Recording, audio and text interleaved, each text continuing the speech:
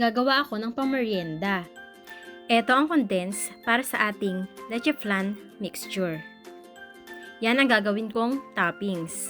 Kaya haluin lang nating mabuti para wala itong lumps. Mas masarap kung smooth. Kapag smooth na ang ating flan mixture, i-prepare naman natin ang ating flour.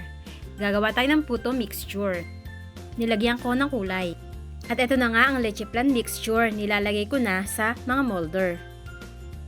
Nagpakulo na rin ako ng tubig. Tara, ilagay na natin sa steamer para isalang na natin. Para maluto na natin ang ating leche puto. Ayan.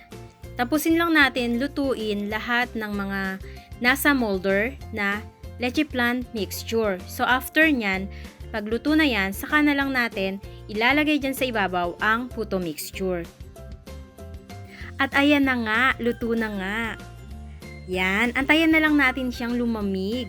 Kapag malamig na yan, saka natin siya baligtarin. At ayan, dahil malamig na nga, inilagay ko na siya sa ating lagayan. Tara po, merienda na po tayo!